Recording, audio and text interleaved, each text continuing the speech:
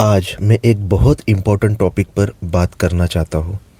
आज ज़्यादातर लोग फ्लैट्स, कमर्शियल प्रॉपर्टी या क्विक प्रॉफिट इन्वेस्टमेंट के पीछे भाग रहे हैं, लेकिन बहुत कम लोग फार्मिंग लैंड के बारे में सीरियस सोच रहे हैं।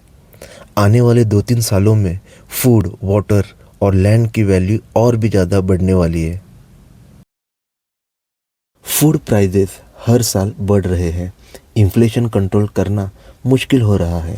अगर आपके पास एग्रीकल्चर लैंड है तो आप अपना खुद का फूड ग्रो कर सकते हो, ऑर्गेनिक फार्मिंग कर सकते हो या रेंट पे दे सकते हो।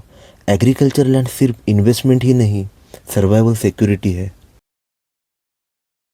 सिटीज़ एक्सपांड हो रही है, हाईवेज बन रहे हैं, इंडस्ट्रीज आ रही है, लेकिन फार्मिंग लैंड कम होती जा रही है। एक बार एग्रीकल्चर लैंड कन्वर्ट हो गई तो परमानेंटली फार्मिंग से बाहर हो जाती है। इसलिए सप्लाई लिमिटेड है, डिमांड 2-3 साल में बढ़ेगी। एग्रीकल्चरल लैंड क्विक प्रॉफिट के लिए नहीं होती है, ये लॉन्ग टर्म एप्रिसिएशन के लिए होती है। अगर आप डेवलपिंग एरिया के आसपास लैंड लेते हो तो 3-4 साल में वैल्यू सिग्निफिकेंटली ग्रो हो सकती है। आज के टाइम लोग सिटी ट्रेस से टायर्ड हो चुके हैं। फार्म लाइफ पीसफुल होती है, वीकेंड फार्मिंग, फार्म हाउस, ये लाइफस्टाइल भी अब ट्रेंड हो रहा है।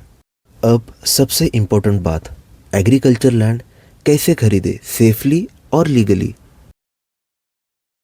महाराष्ट्र में सिर्फ एग्रीकल्चरिस्ट एग्रीकल्चर लैंड खरीद सकता है। अगर आप फार्मर नहीं हो तो फार्मर सर्टिफिकेट ज़रूरी होता है और वो इजीली बन जाता है।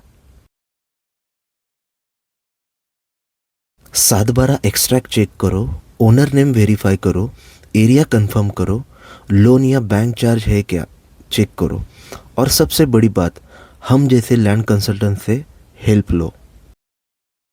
मिनिमम 30 साल का क्लियर टाइटल होना चाहिए, कोर्ट केस, फैमिली डिस्प्यूट या इनहेरिटेंस इशू नहीं होना चाहिए।